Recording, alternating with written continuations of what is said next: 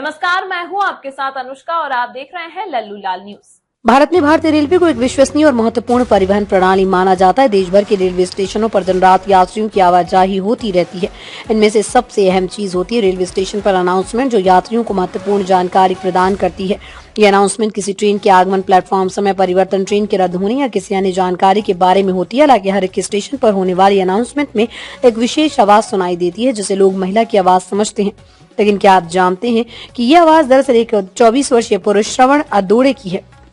श्रवण अदोड़े, जो अब भारतीय रेलवे के प्रमुख अनाउंसरों में से एक माने जाते हैं, ने रेलवे के लिए अनाउंसमेंट करने की शुरुआत एक संयोग से की। महाराष्ट्र के पर्ली स्टेशन पर एक दिन बिजली की कमी के कारण रेलवे की स्वचालित अनाउंसमेंट प्रणाली में गड़बड़ी आ गई। इस तकनीकी खराबी के चलते स्टेशन मास्टर ने श्रवण को अनाउंसमेंट करने की जिम्मेदारी दी। श्रवण ने इस जिम्मेदारी को निभाने के लिए महिला की आवाज की नकल शुरू की, क्योंकि रेलवे की पारंपरिक प्रणाली में महिला आवाज का भी उपयोग होता था। श्रवण की आवाज ने कुछ ही समय में लोगों का ध्यान आकर्षित किया, क्योंकि उनकी आवाज उस महिला की आवाज से बिल्कुल मेल खाती थी जिसे पहले रिकॉर्ड किया गया।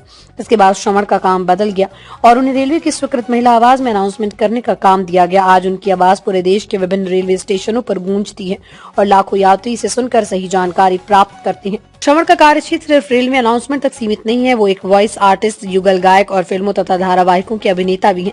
उनकी आवाज की विशेषता यह है कि वो किसी भी शब्द को इतनी स्पष्टता और मधुरता से बोलते हैं कि हर व्यक्ति उन्हें सुनते ही समझ जाता है।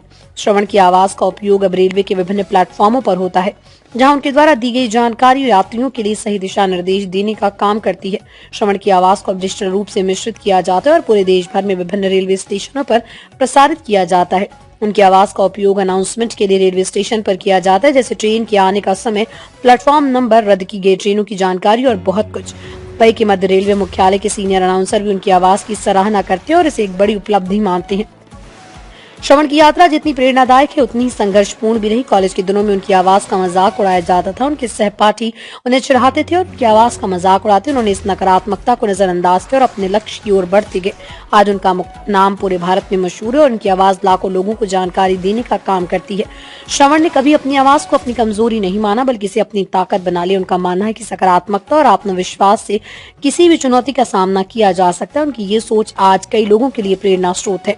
श्रवण सिर्फ रेलवे अनाउंसर नहीं, बल्कि वो एक अभिनेता भी हैं। वो फिल्मों और धारावाहिकों में भी काम करते हैं। उनकी अभिनय क्षमता ने उन्हें फिल्मों में और भी अवसर दिलाए। उनकी आवाज और अभिनय का संयोजन दर्शकों को आकर्षित करता है। वो अपनी अलग पहचान बना चुके हैं।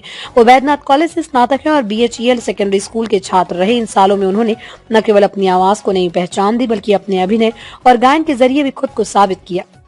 उनका कहना है कि कड़ी मेहनत और आत्मविश्वास के साथ किसी भी काम को बखूबी किया जा सकता है।